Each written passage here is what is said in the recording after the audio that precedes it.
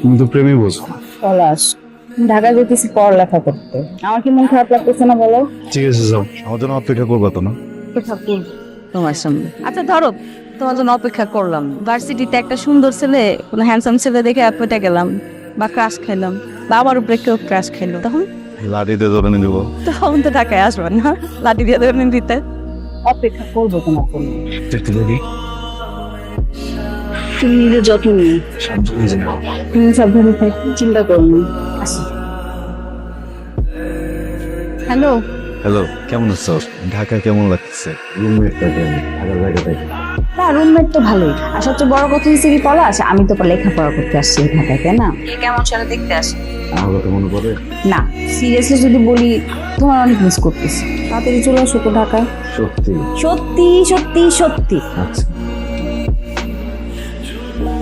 আমি বুঝতেছি তো, তোমার কষ্ট হইতেছে অনেক না? সরি, আমি আসলে থাকতে পারলাম না তোমার এই ভাঙা পড়বো না। দেখো, তুমি যদি এরকম কান্নাকাটি করো, তুমি যদি শক্ত না থাকো, আন্টিরে কে সামলাবে বলো? আপন মানুষ চলে গেলে কেমন লাগে আমি জানি, কিন্তু বাবা মা সারা জীবন কারো থাকে না। শক্ত হওয়ার আর কিছু নাই, আমার সব শেষ হয়ে গেছে। কি বলতেছো তুমি এগুলা? সব শেষ হয়ে গেল মানে? আঙ্কেলের রেখে যাওয়া যে দোকান, এখানে তো বসতে হবে, তোমার সময় দিতে হবে।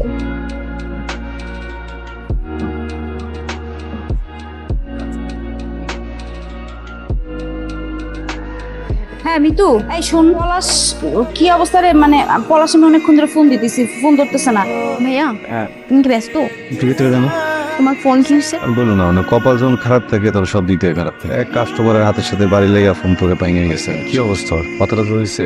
ওই আমাকে পাঠাইছে। এগুলা বাড়াইছে? তোমার মোবাইলটা ভাঙলো কিভাবে বলতো? আরে আর বইলো না। বুঝতে পারছি। আচ্ছা শোনো, আমি কিন্তু সামনের সপ্তাহে বাড়ি আসতেছি। সত্যি? সত্যি।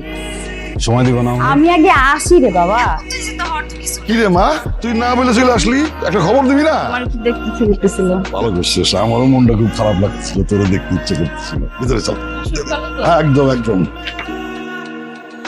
মানুষের জীবন যে কখন কিন্তু চেঞ্জ হয়ে যায় কেউ বলতে পারে না। তুমি ঢাকায় আসলে না, তোমার পড়াশোনাটাও করবে। হয় নাই হবে, ঢাকা যাবো। তুমি এখন ঢাকায় যাই কি করবে বলো? পড়ালেখা, তোমার সাথে থাকবো একই শহরে। তোমার ছাড়া খুব কষ্ট পাই। তোমার কোথাও যাওয়া উচিত না। আর এখন ঢাকায় এসে আসলে কিছু হবে না, অনেক দেরি হয়ে গেছে। মন দেওয়া ব্যবসা বাণিজ্যটা করো, এটা কাজে দেবে। আসসালামু আলাইকুম চৌধুরী সাহেব। ওয়ালাইকুম আসসালাম। কথা বলবো, মনে কিছু করবেন না তো? আরে বলো বলো। আফজাল সাহেবের ছেলের সাথে কি আপনার মেয়ের বিয়ের কথা চলছে নাকি? তুমি কি পাগল হইছো নাকি?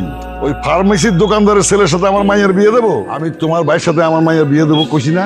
একটা কথা মনে রাখবা, চৌধুরী জবানে। ওই ছেলের সাথে আপনার মেয়েকে ঘোরাঘুরি করতে দেখেছি, ব্যাপারটা আমার কাছে ভালো লাগলো না। আচ্ছা ঠিক আছে, যাই।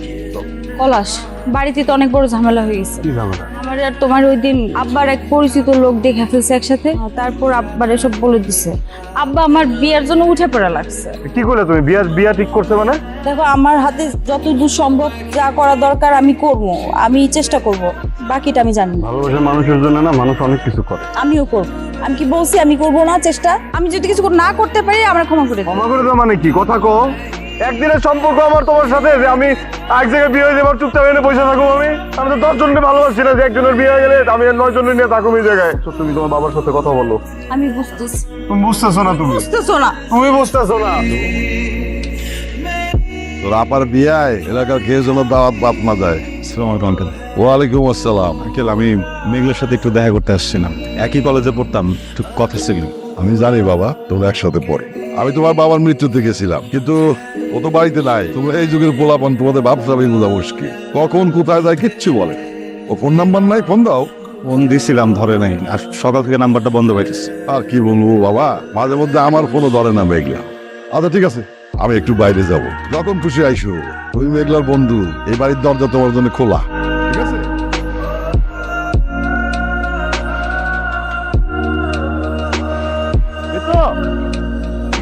তোমার কালকে দিয়ে খুঁজতেছি। কইছিলা? কই আবার থাকবো? আমার বান্ধবীর বিয়ে, ওর সাথেই ছিলাম।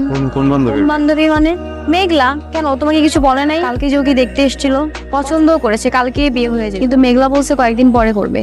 এই জন্য শুধু আন্টি পরে চলে গেছে। আমার একটা করতে হবে। মেঘলা একটু বাসাতে বাইর করে দাও না, একটু কথা বলতাম। তুমি কি পাগল হয়ে গেছো? এইটা আমি কখনো করতে পারবো না, প্লিজ ভাই, এটা আমি পারবো না। যদি তোমার আপন বেশ সাথে হইতো, তুমি ওরা সাহায্য করতে না। এটা কিভাবে সম্ভব বলো? আমি কাউরে বলবো না যে তুমি সাহায্য করছো। আচ্ছা ঠিক আছে, আমি দেখবো। আসসালামু আলাইকুম ভাই। ওয়ালাইকুম আসসালাম। ভাই আপনার সাথে একটু কথা ছিল। জি বলো। আপনার ছোট ভাই পারভেজ, ওনার যে বিয়ে ঠিক করছেন, ওই মেয়েটার চৌরাস্তায় একটা প্রেমিক আছে, এটা কি জানেন আপনি? আজকালকার ছেলেমেয়েরা চোখ ফুটলেই তো প্রেম করে, এটাই তো ওই স্বাভাবিক। ছেলেটা আমি। ভাই দেখো, এখানে দুইটা ফ্যামিলির ব্যাপার, এখানে মান ইজ্জত সম্মান জড়িত আছে। আর একটা ভালো মেয়ের যখন বিয়ে ঠিক হয়, তখন তোমার মতো এরকম হাজারো ছেলে আমদামি হয়। তো আমরা চাইতেছি না তুমি এর মধ্যে ঢোকো, আর যদি ঢুকেই পড়ো তাহলে এটা যে কি হইবে তুমি নিতে পারবো না ভাই। আপনারা চাইলে একটা ভালো মেয়ে আইনা তার বিয়ে দিতে পারবেন, কিন্তু আমি গরু ছাড়া থাকতে পারবো না।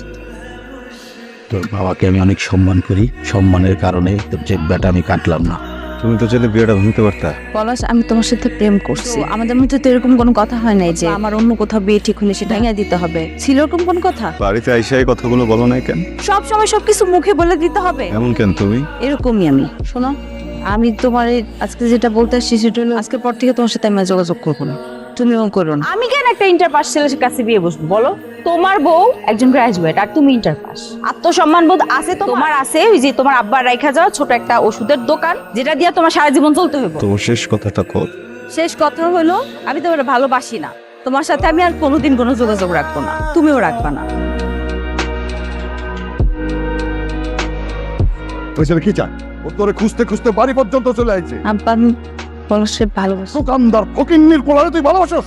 এটা ঠকাইবে। আমি যেই পোলার লগে তোর বিয়ে ঠিক করবো, সেই পোলারেই তুই বিয়ে করবি। এই কথা যদি নষ্ট হয়, আমি অবশ্যই আংটিং গুলি করে বেরোবো। সেখানে বিয়ে ঠিক করবো, সেখানে তুই বিয়ে করবি। তোমার কি কোনো লজ্জা নাই?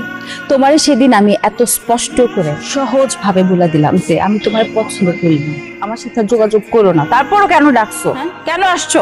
ডাকছি কারণ ভালোবাসি। লজ্জা করে না, কারণ ভালোবাসি। আরো 100 বারও যদি না করো, তারপরে বেহার মতো বারবার সামনে আসবো, কারণ ভালোবাসি, অনেক ভালোবাসি। আমিও ভালোবাসতাম, কিন্তু তুমি সেটা মেনটেন করতে পারো না। কেমনি করবো কও?